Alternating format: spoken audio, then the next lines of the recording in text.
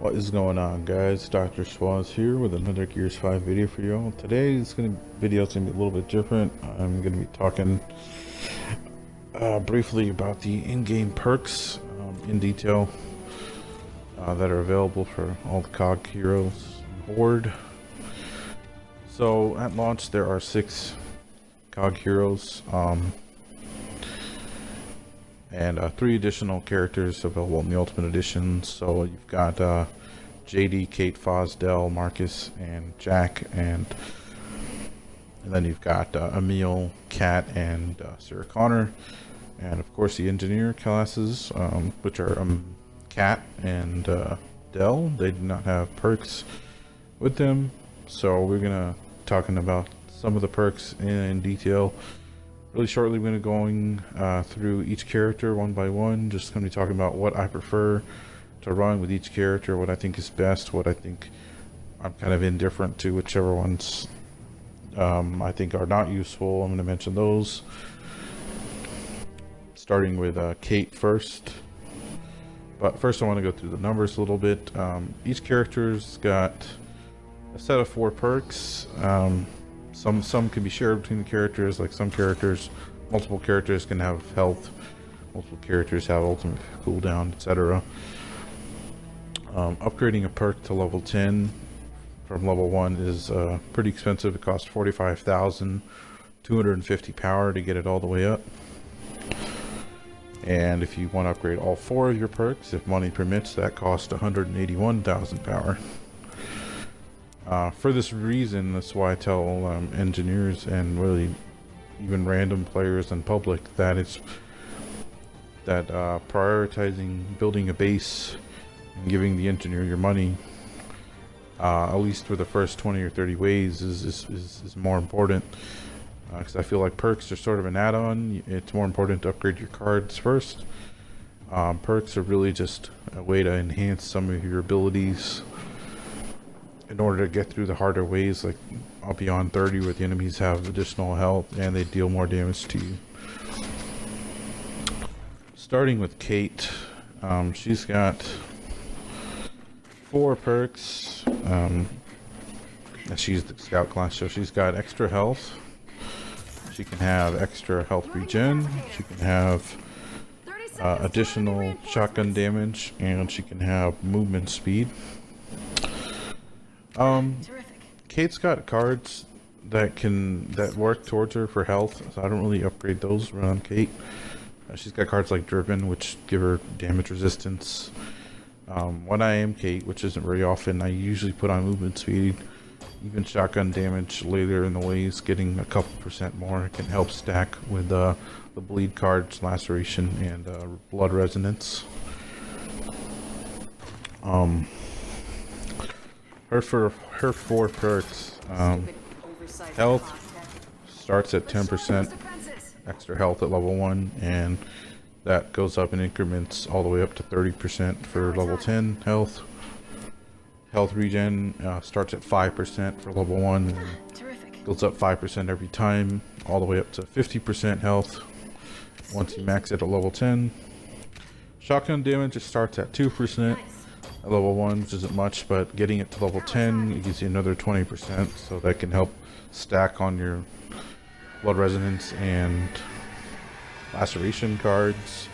And movement speed is the 4th perk that starts at 10% and stacks all the way up to 30 once it's maxed. Here I'm running around with health, but again, 30% health can only do you so much, you know, in the 40s when enemies already do double damage to you and things like that. So, you know, use each perk at your own risk, kind of experiment with them and see which ones work for you. Moving on to JD. JD is basically one of the most important characters in the game because he kills all the bosses really with his Razor Hill. He's got ultimate cooldown, critical damage, ammo regen, and assault rifles. The first 2 are the most useful, I think, for him: ultimate cooldown and critical damage. I don't find ammo regen very useful, even though it goes up to 50% when it's maxed, And assault rifle damage can be useful, but again, on the higher difficulties, you're going to be shooting more. Getting your ultimate cooldown, that maxes at 30%, and when you max your crit damage, that goes up to 15. Ultimate cooldown is crucial, I think, because what that does is any damage you do to the enemy, your cooldown for your ultimate is faster. So that's a good card to have. Moving on to Marcus. Marcus has a card similar to ultimate cooldown, but it's inverse of it. He's got health, which maxes at 30, ammo regen, which maxes at 50, feedback boost, which maxes at 30%, and also rifle damage maxes at also 30%. Again, feedback boost is basically the inverse of ultimate cooldown. So the more damage that is dealt to you, the faster your cooldown. And that rate at level 10 is 30%, so you can save a solid minute and a half off of your time with that. Foz is the sniper, so he's got sniper related perks. He's got crit damage, which maxes at 15%. That's one I suggest using. Helps, you can it stacks with his cards. Feedback boost is a good one because, you know, any damage he takes can be thrown right into getting his X-ray back. Precision weapon damage and ammo capacity, they're probably not that useful, simply because if you have a good engineer, you should have enough lockers, so ammo capacity shouldn't be an issue. And precision weapon damage only maxes at 20%, so on the higher ways, that could be enough to inch over and kill a boss, but spending 45,000 power to do so, no, it's up to you what you think may work. And I'm just using my ultimate the boss, just show you what it does. Feedback boost is kind of what I'm showing here. At the bottom, as you see, I'm taking damage that ultimate cools faster, and you know, the more red you can stay, I guess, the longer, the faster that can heal, cool down for you. Jack is another one I think is. Jack has got probably the best set of 4, with the exception of repair costs, because that only maxes at 15%. And if you've got a good engineer and you're getting all the power taps and a good Jack that's forging, I don't really think 15% repair cost, especially spending 45,000 power to get it all the way up there, is worth it.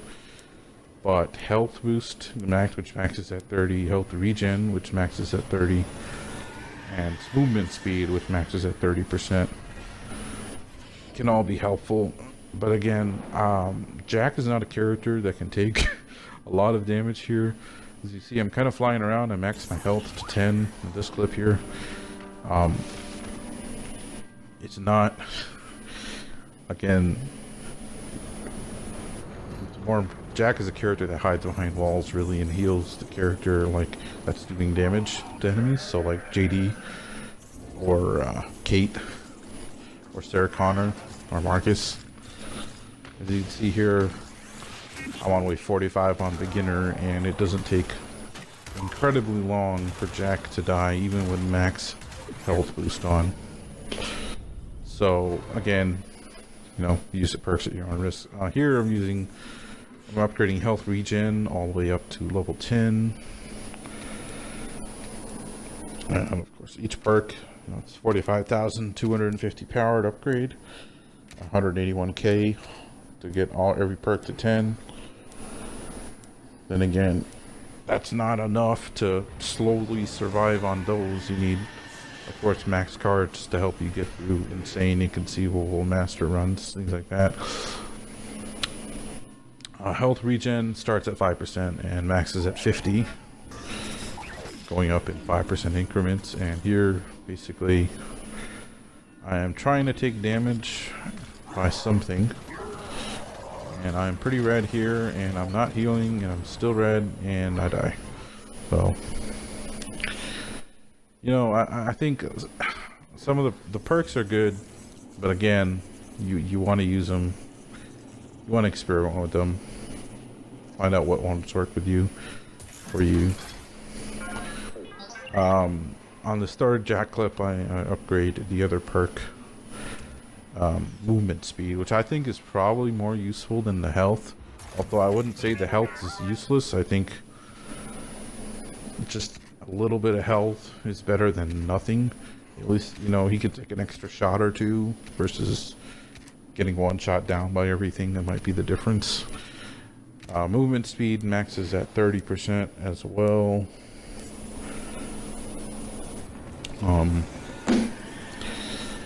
Which you can see how fast I move around. This could be crucial, especially in situations where you know, you're Iron Man healing a teammate like JD, and you've got Sarah Connor or someone else that goes down across the map. You can quickly fly between them, heal them, come back, and go back to healing Jack. And you know, I'm just flying around just to show how quick it is. Moving on to Emil, A329. He's not really a Horde character per se. He's more of an escape guy because he's got his bloody blade and big knife guards, which do melee bleeding damage. Which, if you're, which you probably are not going to be near enemies on Insane or Inconceivable or Master. Under normal occasions, you usually wouldn't be that close unless there's a Jack around. He's got health, crit damage, ammo capacity, and ultimate cooldown. If I were to use him in Horde, I'd probably use cooldown just so that you can get the drop shield back 30% faster. There's him just using it just to show it. And then, of course, the other Halo character is Cat, B320. She is an engineer, so she doesn't have any perks. Moving on to Sarah Connor. She's a heavy hitter. She's got the following for perks: health, which maxes at 30, feedback boost, which I recommend on any of the characters that have feedback boost, just as I recommend ultimate cooldown on any of the characters that have that. And she's got movement speed, which maxes at 30, which I don't find to be useful unless you're a scout anyway. Shotgun damage can be useful if she has her follow-up card, which is the legendary gold card, which recharges her ultimate ability as she gets shotgun kills. So maybe that's what you could use that. Otherwise, feedback boost is the one to use here. This is the ultimate ability here I'm just showing, which is basically a stopping power. So, alright guys, this marks the end of the in-game perks video discussion for Horde. Right here, if you made it this far, me and Manicon right now are just messing around with the Warden on Asylum. We're just trying to see if it's possible for him to get hit by the train, and shortly you shall find out. It is. And rest in peace. Just letting you guys know, we are actively working on tutorials for speedruns and stuff like that. Just be on the lookout for that on the channel. Thanks.